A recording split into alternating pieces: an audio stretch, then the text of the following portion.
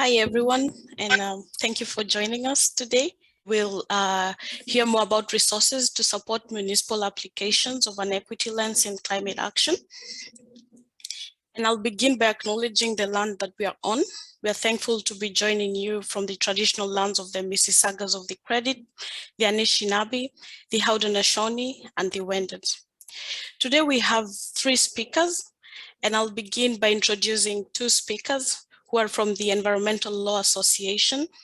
Our first speaker is Sarah Shams, who's a second-year law student at the University of Ottawa.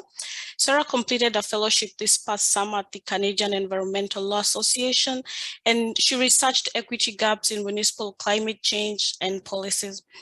Our second speaker is Jacqueline Wilson, a lawyer at the Canadian Environmental Law Association. Jacqueline specializes in climate change, energy, and land use planning. She is also CELA's student coordinator. Our Canadian Environmental Law Association is a legal aid clinic focused on environmental justice and health. It has launched a project to identify the best municipal tools to promote climate equity in mitigation and adaptation efforts. I'll now stop sharing my screen and invite Sarah to present. And if you have any questions, please feel free to use the chat section, and I will let our speakers answer the questions. Sarah, you're welcome.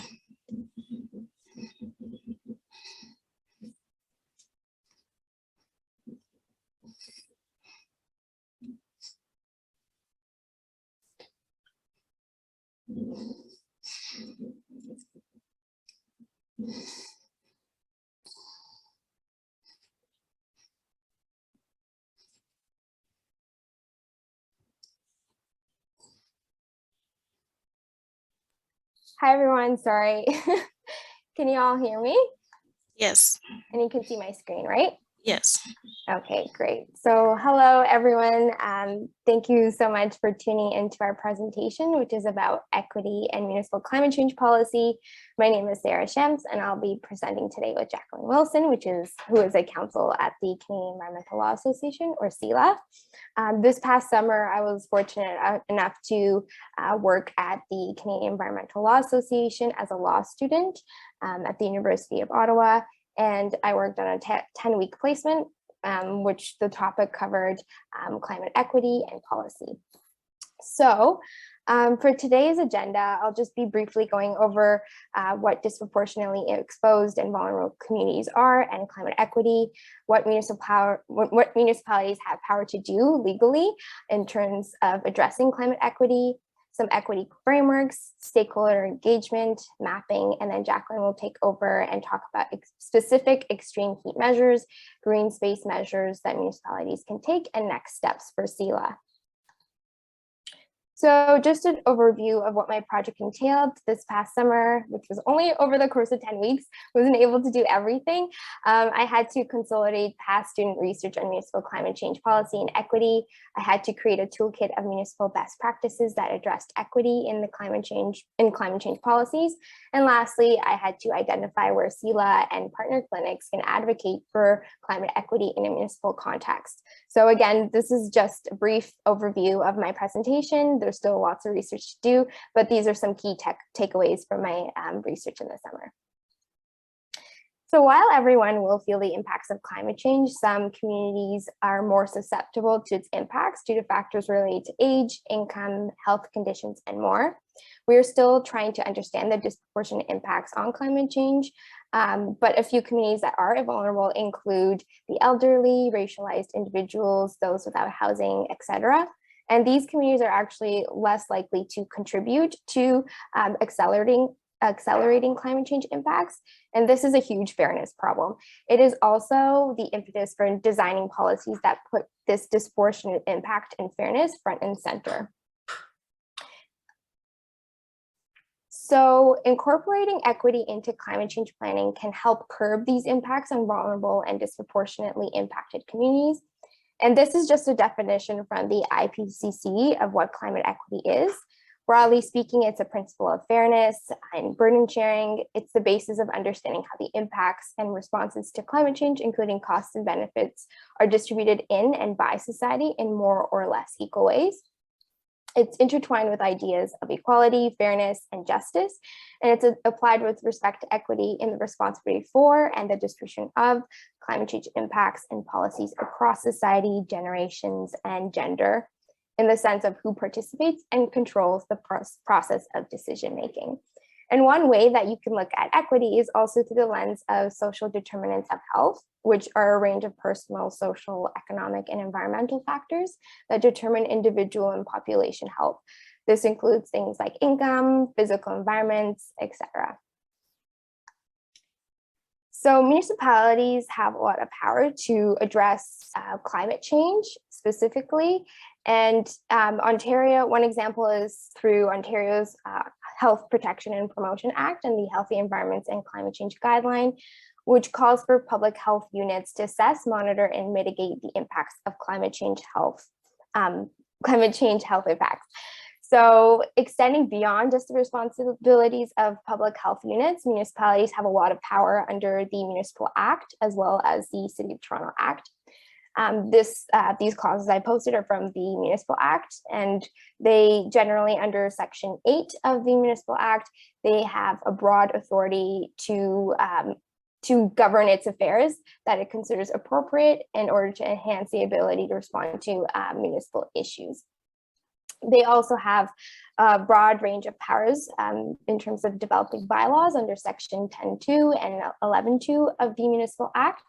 They may pass bylaws respecting to the environment, to economic, social, and environmental well-being of the municipality, including respecting climate change and health, safety, and well-being of persons. The Supreme Court of Canada has also reaffirmed the important role municipalities have in addressing environmental issues within municipal local scope. So, for example, in case R and Hydro Quebec, the court said that the protection of the environment is a major challenge of our time. It is an international problem, one that requires action by governments at all levels. And another important case is Spray Tech and Hudson, where the court said that lawmaking and implementation are often best achieved at a level of government that is not only effective, but also closest to the citizens affected and thus most responsive to their needs, to local distinctiveness, and to population diversity. So municipalities have a wonderful, strong role to play in addressing climate change specifically. And a way of incorporating equity overall in climate change planning is through developing an equity framework. So throughout my research this summer, I realized only a few municipalities have actually developed an equity framework specific to climate change planning. So a few good examples. Number one, I think the best is City of Vancouver's Climate Emergency Action Plan. There was also some good wording in the City of Halifax's Climate Action Plan, and also City of Richmond Hill's Community Energy and Emissions Plan. So the City of Vancouver's Climate Energy Action Plan actually identifies equity implications and equity milestones in their plan. So, for example, one of their big moves they identified was that by 2030, 2/3 of trips in Vancouver will be by active transportation and transit. So with this big move, an equity implication that the plan considered was that walking, rolling, cycling, and transit can inherently be more equitable forms of transportation, given that they're far cheaper than owning and operating a vehicle, a private vehicle. Another example is of an action that the plan indicated was to improve bus speed and reliability. And an equity milestone that the plan considered is to use mapping to identify disproportionately impacted communities to identify the best bus routes and transit routes to focus on. So equity outcomes in the plan will also be measured based on indicators that they're currently developing with a climate and equity working group.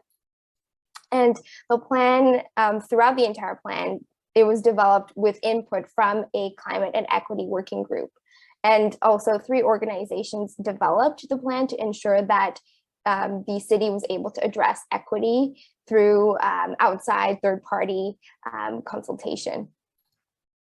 The climate plan, something that was very important, was developing or identifying that they are developing a climate justice charter. So this extends beyond just climate policies. The charter will identify how climate policy and programs can better incorporate equity and racial justice.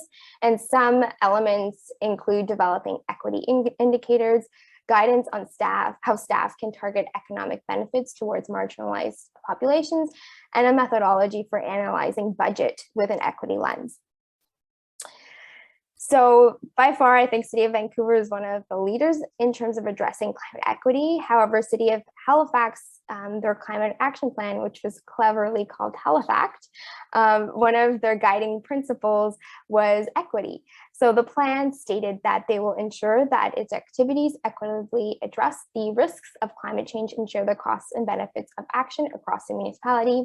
Considerations include impact on access to services, household incomes, economic opportunities, investment in infrastructure, and others. The City of Richmond Hill, although not as extensive, they also did classify equity as a co-benefit indicator throughout all their actions that they identified in the plan. And they rated each proposed climate action according to its likelihood to unfairly impact certain equity-seeking groups. So there's just examples of some frameworks some municipalities are undertaking. However, we also attended a webinar back in April by the Applied Economic Clinic, where they actually formed a social equity framework. So this framework provides guidance on how to consider social equity in climate planning, and it's recommended as a starting point to meet climate and equity needs if a municipality does not have a framework already. So components of this framework include an equity checklist, dimensions, and pitfalls. For the equity checklist, they identified some key things that municipalities should be considering in their climate equity planning, which includes starting by inclusive planning and decision-making, so incorporating active stakeholders that you're looking to address their needs in that community, identifying baseline equity contacts and data, so what groups live in which communities, how are their vulnerabilities different from other groups, etc. Planning carefully to focus on equity outcomes and avoiding unintended consequences. This is drawn from stakeholder experiences. Also allocating costs progressively, incorporating opportunities for dynamic revision of plans and programs to respond to changes in learned experience, and including inclusive, equitable practices from start to finish. So social equity isn't something that should be an afterthought or just a consideration. It should be implemented throughout every single stage of planning within a municipality. Under dimensions, the plan or the framework also identified where equity can be addressed. It can be addressed in stages of policy, so planning, agenda setting, etc. Different sectors, so building, transportation, energy and waste. Different communities that climate policies can impact, and different generations as well. And they also identified pitfalls. So within all of those dimensions I just identified, where things could go wrong and forecasting them. So for example, making upgrades to buildings and transportation infrastructure can actually increase rents and home values, which would price communities out of their neighborhoods. This is something that should be thought throughout the municipal planning process.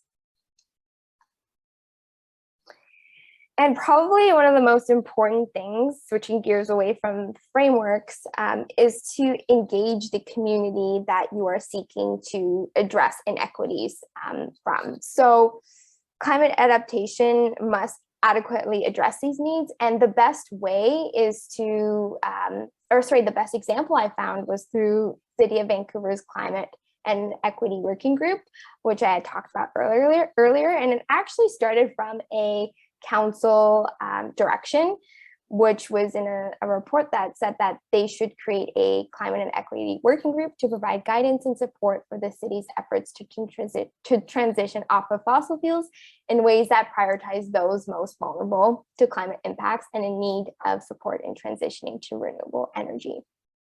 So organizations were invited because of their expertise, their experience working for Indigenous communities, communities of color, low-income populations, and other disproportionately impacted communities.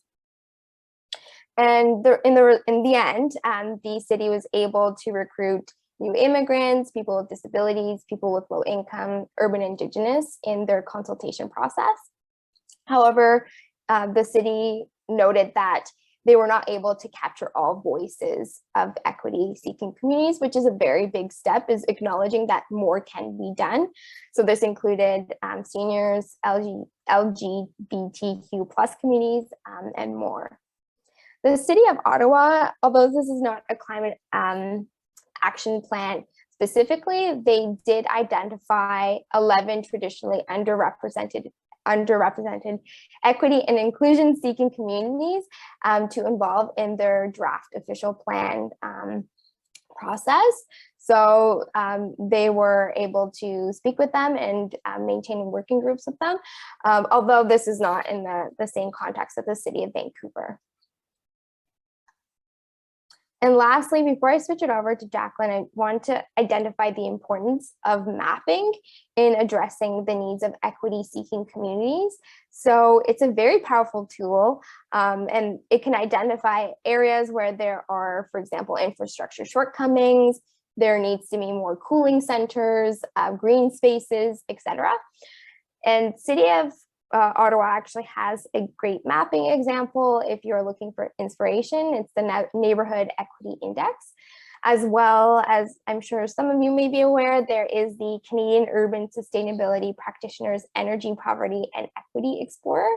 It maps out home energy, cost burdens, housing quality variables, affordability indicators, and it's a great tool for municipalities if they're looking to start somewhere. And with that, I'm going to pass it over to Jacqueline. Thank you very much, Sarah. Frameworks are so important. So before I jump into a couple of examples about specific measures that we'd like municipalities to look at, I did want to just stress why frameworks are so important. We're so siloed in the way we work in law, in municipal policy making, and it simply doesn't reflect the scope of the climate change threat, what equity-seeking groups are dealing with. And so putting in a framework that will allow municipal decision makers to look at the climate change and equity impacts of different decisions where they may not be doing that now is going to be a big step forward. Turning now to extreme heat, it's one of the more immediately noticeable impacts of climate change, both in how hot it gets and how many hot days we have in Ontario. We found a stat saying that between 1971 and 2000, Ontario had an average of about 50 days per year with temperatures above thresholds for heat-related deaths, so temperatures of concern. And the number of days above thresholds are slated to increase by about 1.5 times in Ontario. Like most of the impacts of climate change, extreme heat affects vulnerable populations the most. Babies and young children can't regulate their body heat as well as adults and are quite affected.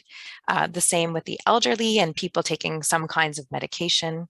Outdoor workers are at risk. People without homes, low income people. And in talking about this type of issue, it's important to recall just how serious this can be. We saw in BC this summer that hundreds of people died because of extreme heat or as a contributing factor to their deaths. And in 2005, in Toronto, there was a death of Richard Howell, who was a psychiatric survivor living in a boarding house who died for heat-related reasons. And these are just two examples. We see in Europe after heat waves, in Montreal, that we're talking about something really quite extreme and quite serious. One of the main equity concerns in looking at extreme heat at the municipal level is for tenants who don't have air conditioning. And so far, when we look at measures across the province, we look at bylaws who are mostly requiring landlords to maintain suitable indoor temperatures, but for rental units that already have air conditioning. And so Mississauga and Toronto are both examples of that. We also see policies looking at creating cooling rooms and or a network of public and private cooling centers across the city.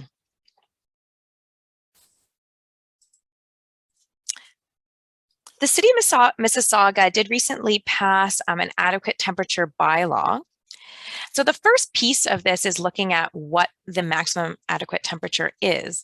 And in section 4 sub 1 of that bylaw, they set the maximum temperature at 26 degrees, which is also what the City of Toronto did. And there's some science that goes in to making that determination.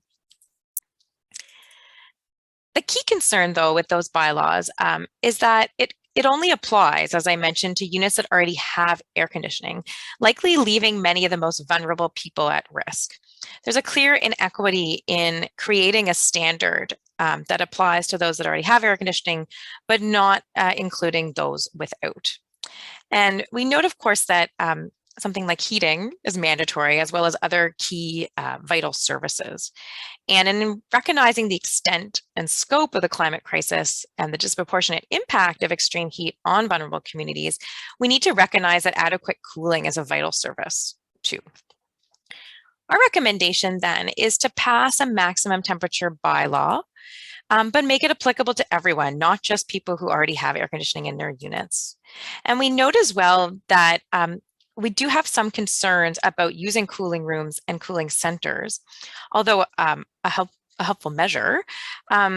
We have significant concerns about how often they're used. We imagine during the pandemic that they were used much less than they would have been otherwise. And we'd certainly be interested in data on that if any municipalities have been keeping track.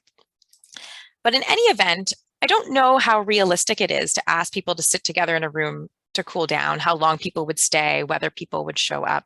And it may not be easily accessible for everyone. And we have particular concern for the elderly and people with disabilities who may not seek out a space outside of their homes. As I mentioned, there are other measures that could be paired with maximum temperature bylaws. For one, all municipalities should establish a vulnerable persons registry to proactively check on vulnerable people during extreme heat events. So to give an example, Durham Public Health, while they don't have a master registry, they give local municipalities and community partners early notification of extreme heat events, and then they provide services for individuals vulnerable to heat. You can also target outreach to vulnerable persons during extreme heat events. So the City of Toronto, as an example, has partnered with Fred Victor to engage with those experiencing homelessness. Similarly, the City of Greater Sudbury also distributes bottled water to vulnerable populations with community partners like the Red Cross and Salvation Army. Now, the other area of municipal power that I wanted to touch on before turning it over to Emily, who's going to give some more examples, is green space. What's so interesting about the green space issue is, one, how the pandemic has highlighted how inequitable access to green space is for low-income communities, and also how linked it is to something like extreme heat and bylaws looking at those issues. The urban heat island effect is serious. Cities are much hotter than the surrounding rural areas. There's a lack of vegetation. Building materials trap heat in urban areas, and there's the release of heat from vehicles and buildings as well. Disadvantaged neighborhoods tend to contain less overall vegetation cover, less public parkland, fewer street trees, and lower plant species richness and vegetation abundance. Green spaces can also reduce health disparities for people living in vulnerable communities. Urban greenery and tree canopies sequester and store carbon, and in their cooling effects reduce energy use. One study with sort of a shocking statistic is that the health benefit of living in a neighborhood with 10 more street trees was equivalent to the health benefit of having an extra $10,000 a year in income, which is shocking and shows the extent of what this policy can do for the health of low-income people. So some sample measures to look at as a municipality, for one, include what the City of Ottawa looked at in their urban forest management plan, which again, as Sarah mentioned, incorporates equity as a key indicator. And in this case, during urban forest management planning and tree planting prioritization. And as an aside, this is again a nice area to link up with mapping, to look for what we have so far, get the data, and be clear about what we need to do to bring equity forward in our climate change actions. In the City of Ottawa's Urban Forest Management Plan, environmental justice and equity is included as a criteria for urban forest management planning. And the objective is to ensure that the benefits of urban forests are made available to all, especially to those in greatest need of tree benefits. Similarly, an action in the City of Vancouver's urban forest strategy is to increase tree planting to create cool streets and parks where vulnerable populations are at risk from urban heat. Another interesting example is the City of Windsor's 2017 Environmental Master Plan, which has a goal to enhance and increase natural shade as a climate change adaptation measure. One action identified under this objective was to plan for dense shade in parks, playgrounds, spectator areas of sports fields, and other public spaces frequented by children and vulnerable populations. Shade is also mentioned in Windsor's Climate Change Adaptation Plan, although in that case, it's without explicit mention of vulnerable communities. Another interesting example that we came across before I conclude my presentation and turn it over is bylaws that require property owners who wish to renovate their roofs and build new roofs to install green roofs. So one example is in Rosemont-La Petite Patrie in East Montreal, which created a zoning bylaw on green, white, and/or highly reflective roofs. So property owners wishing to replace or build a new roof must install a green roof, a white roof, or a highly reflective cool roof, or a combination of those things. And the City of Toronto has a version of that in its green roof bylaw, which requires construction of green roofs on 20 to 60% of available roof space on all new buildings. And then there's some criteria that go along with that. I'm going to stop there for now. More research is needed, and we're continuing to do so and looking for best practices across municipalities, both in Ontario but elsewhere, to give us ideas about where to go from here. We'd like to do further outreach with municipalities and public health units, so certainly reach out to me or to CELA if you're a municipality looking for advice or discussion about the best tools to use for climate and equity impacts. Thank you very much. I'm going to turn it back over to Juliet. Thank you very much, Jacqueline and Sarah. Very quickly, before I introduce Emily, we have a question in this chat section. How can we be more inclusive of low-income people to access green infrastructure? Jacqueline, if you could respond to that.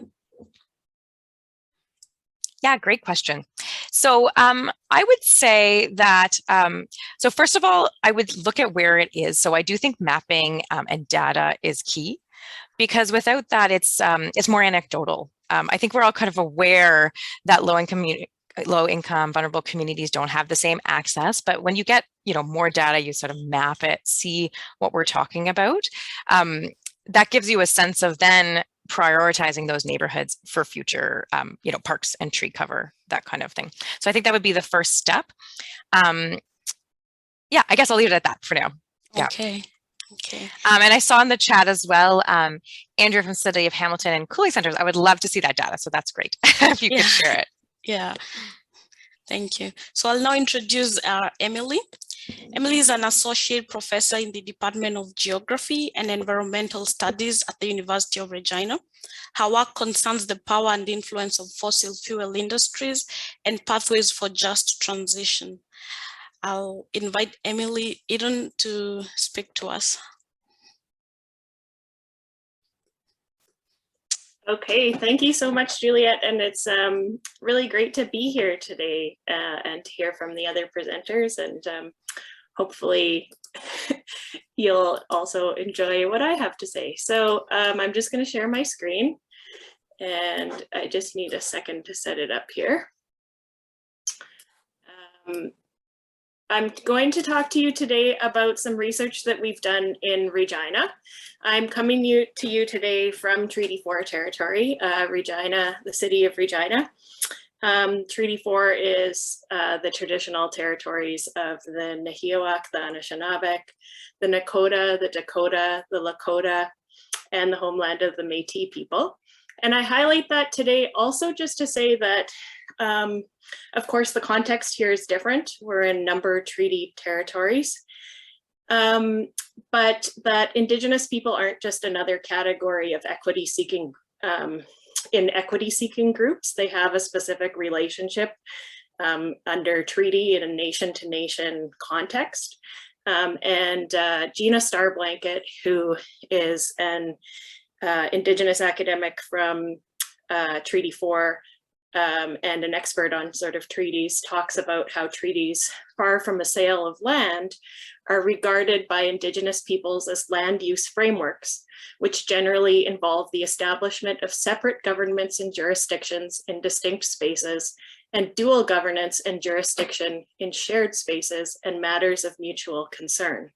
So I think one thing that I won't talk to today, but that is certainly also very much present in our thinking around this research is that we need to also be thinking about what you might know as sort of land back movements, or this idea of shared jurisdiction and dual governance over matters of mutual concern. And so not just inclusion of Indigenous people as a category of marginalized people, but actually about returning, I guess, to the original spirit and intent of treaties. So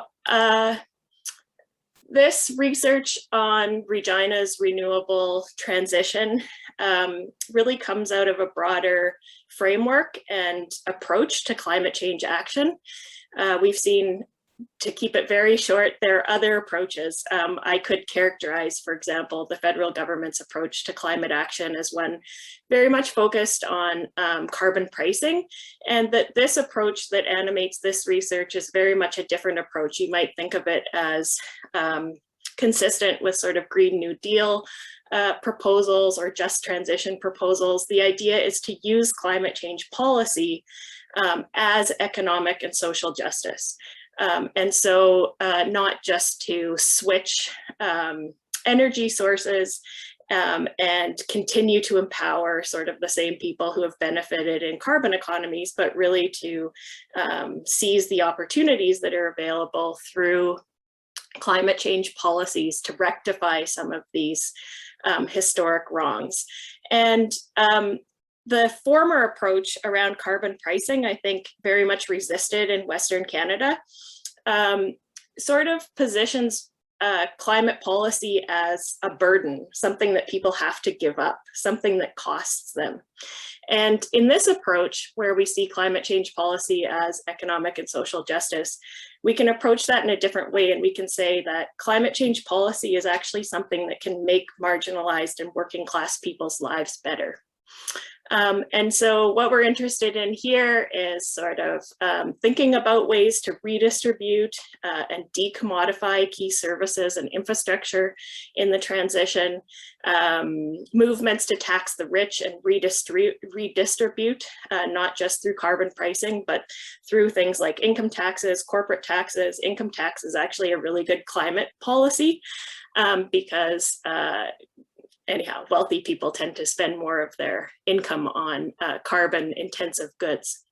And finally, repatriate land and jurisdiction. So Nick Estes wrote a really compelling article in the Jacobin talking about how the proponents of the Green New Deal were proposing very radical things like 70% tax on the wealthy, or seizing the assets of fossil fuel corporations, but yet nobody has been talking about returning land and jurisdiction. And so again, just a nod to thinking about how climate change policy isn't just about equity, but it's also about, in this approach, decolonization, which means returning land, life, jurisdiction, et cetera, to Indigenous nations.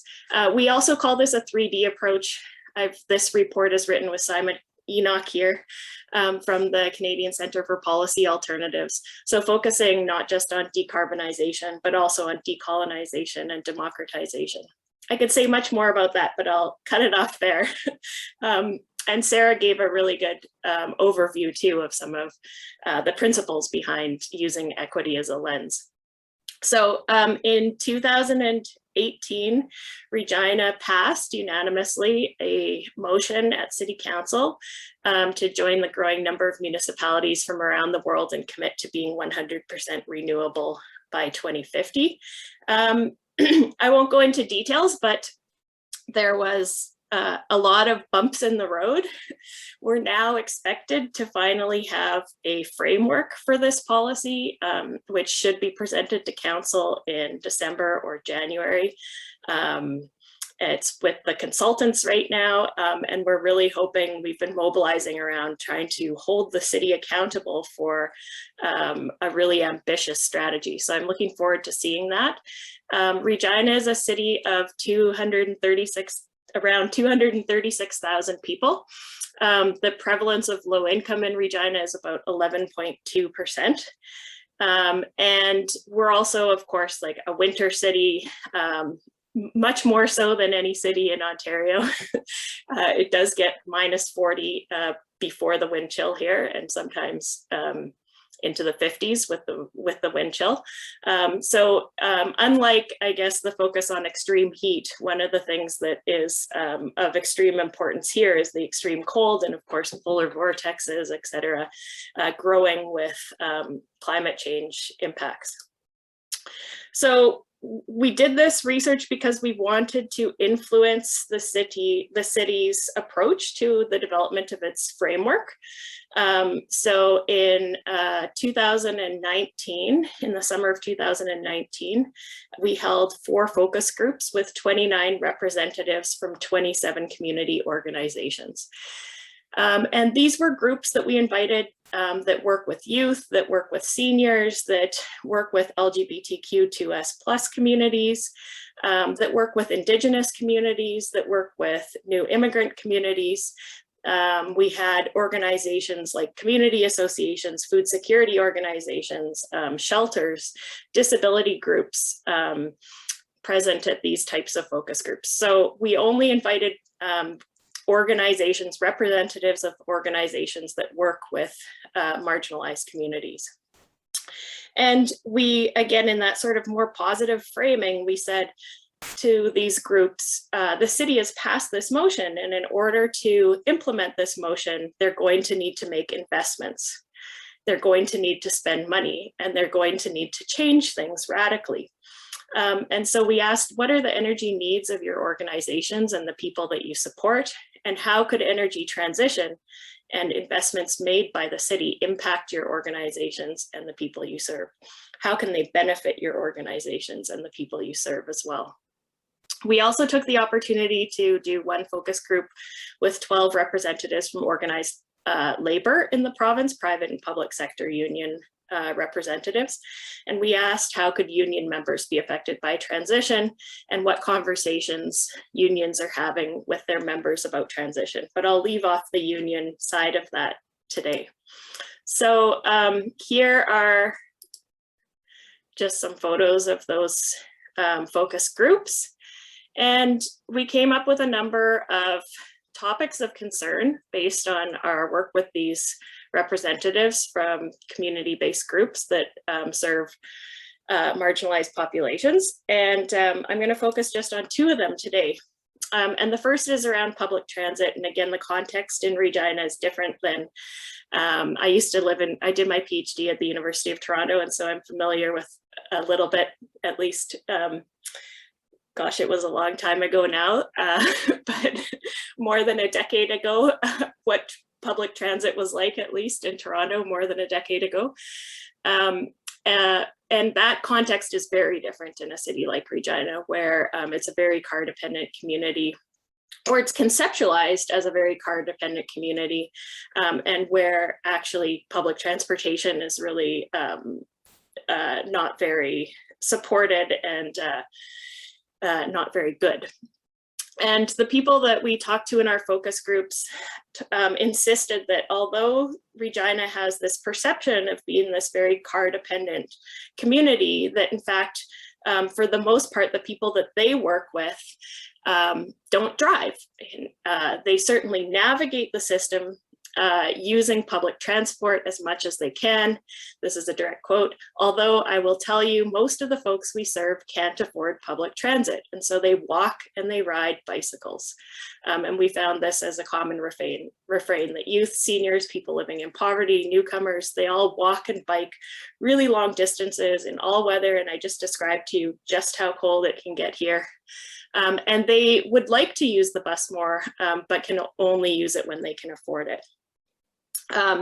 So even though we have a discounted bus pass for people with low income of $25 a month, especially people who are on provincial income support are finding it increasingly difficult to afford even those bus passes. And one participant emphasized that larger granting bodies are often provincially run or provincially subsidized, and they'll subsidize cabs or bus tickets, but they won't subsidize bus passes. So there was a lot of appetite in these focus groups for fare-free public transit. Just to note that Kansas City was to become the first major US city to adopt fare-free public transit. We also in our report mentioned that the city of Victoria was moving towards free transit passes to youth. So something like fare-free transit could be phased in. But that just making it free isn't enough. There also needs to be expanded routes, bus-only lanes, increased frequency. All of these things are key to accessibility. A couple people in our focus groups commented that affordability and accessibility of transit is also an issue for families with kids in tow. The low frequency on many transit routes in the city, the cold weather, and the expense of multiple fares were barriers that were identified by our participants. Fare-free public transit would improve access in our city to good food because there's a bit of a food desert, and especially around low-income communities. Regina's food bank is now on the outskirts of the cities. And importantly, it would allow low-income people to expand geographically their employment searches and their work sites as well. So there's a larger issue though with public transit, which is about safety and accessibility. And we found a really interesting article, November 2009 article on the website Fast Company, where they interviewed Elisa Kane, who was the climate action manager for the City of Portland Bureau of Planning and Sustainability, which is a mouthful. And in that article, she talked about the significant advancements that Portland had made towards their goal of being 100% renewable, but that they had plateaued at a certain point. And they couldn't get bus ridership up above a certain percentage. And that's when equity came in. And so Portland realized that they needed to start asking the question, instead of how do we get more people on the bus, we should be asking more probing questions like who can't ride the bus safely and why. So Portland really has started to address this latter question as a prerequisite to reaching their citywide goal of 100% renewability. We saw that in Regina as well, that LGBTQ2S people, women living in shelters, newcomers, people with disabilities, marginalized and racialized people, Indigenous people often did not feel safe on public transit, on bikes, or walking in our city. So we definitely need investments in improving safety, in cycling and walking infrastructure, in traffic lighting and lighting more generally, in snow removal to make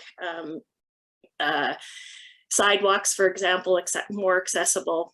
And one participant also suggested that we need public campaigns against racism and xenophobia that could help a diversity of people feel more comfortable on public transit and walking or cycling in public spaces. Of course, also increasing the ridership on public transit through fare-free transit would also certainly help with some safety concerns. So finally, the last topic I wanted to talk about today was unmet energy needs. So after transit, really the most significant thing that bubbled to the surface in these focus groups was the fact that a lot of folks who were being supported by these organizations had unmet energy needs. And this is sometimes referred to as energy poverty. According to the Canada Energy Regulator, energy poverty exists when a household spends more than 10% of its income on utilities. And it estimates that 8% of Canadian households experience energy poverty.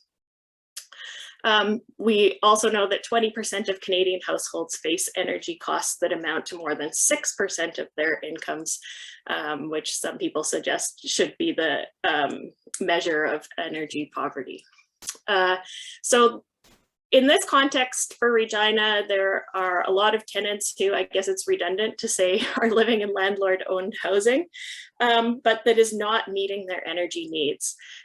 So Jacqueline already talked about cooling. That is certainly also a problem in Saskatchewan in the summer. It can get quite hot, although it's not normally as humid as it is in Ontario, so that it seems more bearable, but with climate change, we are experiencing more extremes on the heat side as well.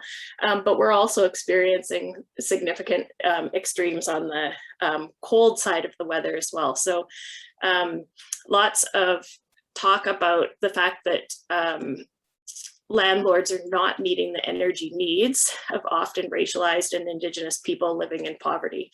So there's poor insulation in houses, there are leaky windows, or sometimes windows that are sealed shut, so they can't be opened or closed to properly ventilate and to take advantage of our typically cool nights, even when we have a hot day. Housing is in states of disrepair.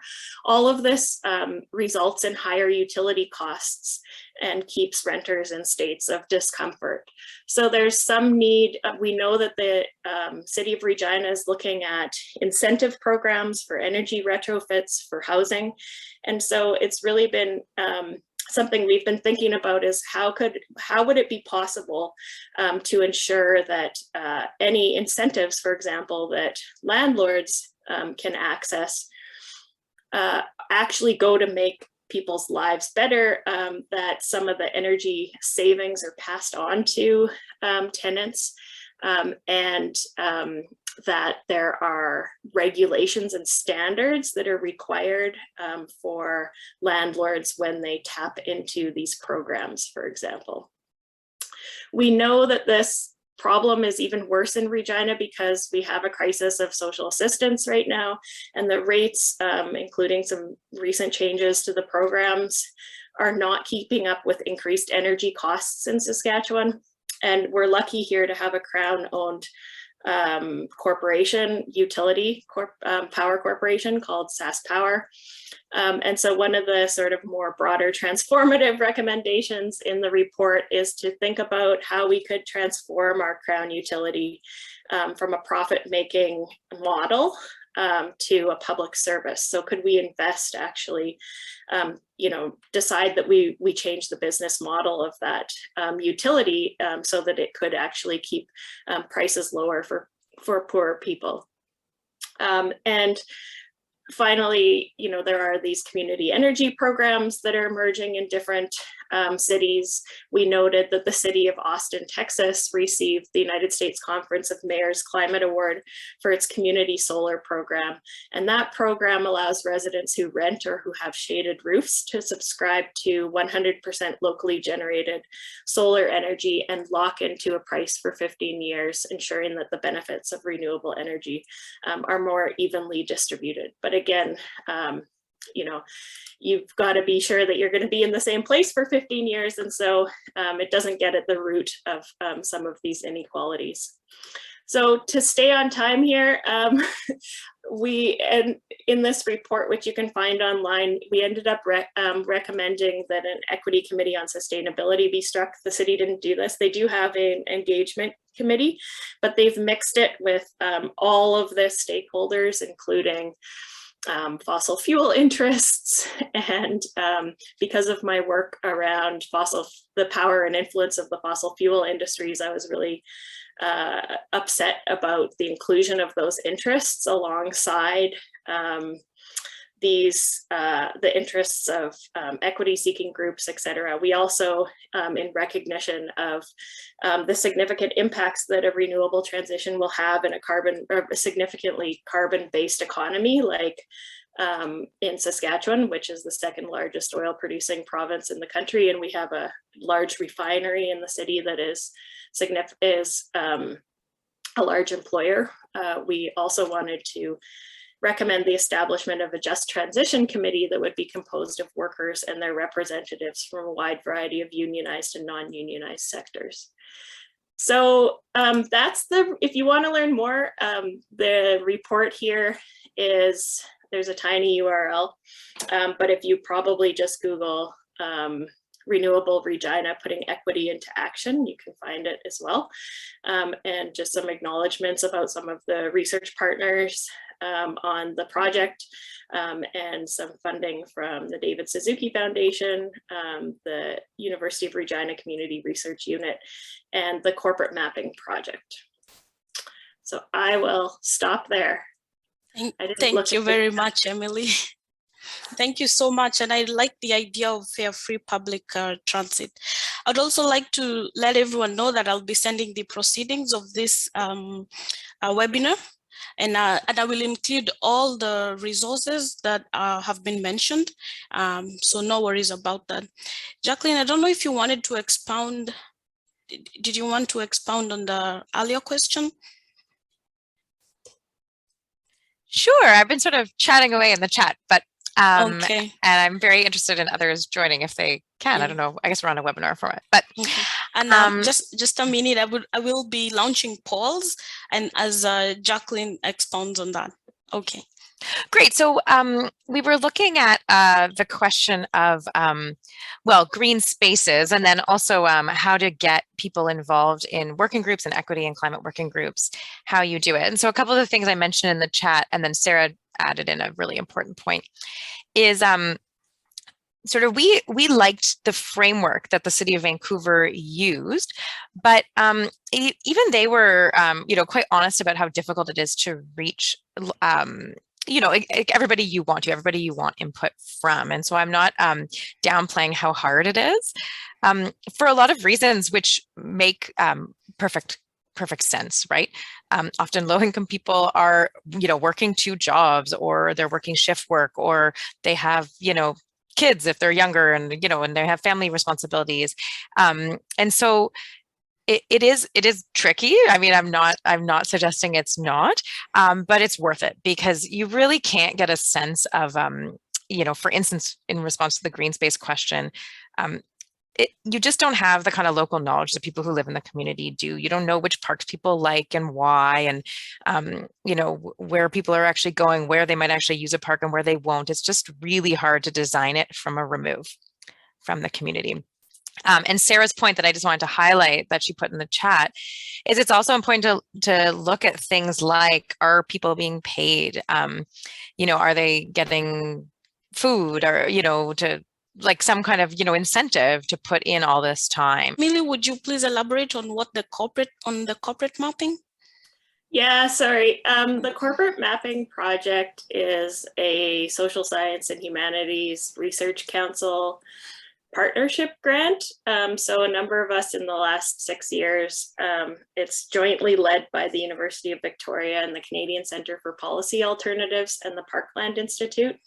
And what we were doing is really just investigating the power and influence of the fossil fuel industries, mostly in Western Canada, although we do have a little bit of research in Quebec and the Atlantic provinces as well.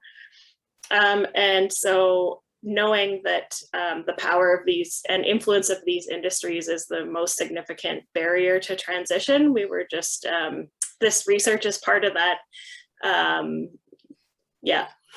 Okay. So I'd really like to thank you, Emily, Jacqueline, and Sarah, for sharing your work and knowledge with us, and for everyone else for joining us. Again, proceedings from this webinar will be emailed to you shortly. Thank you so much.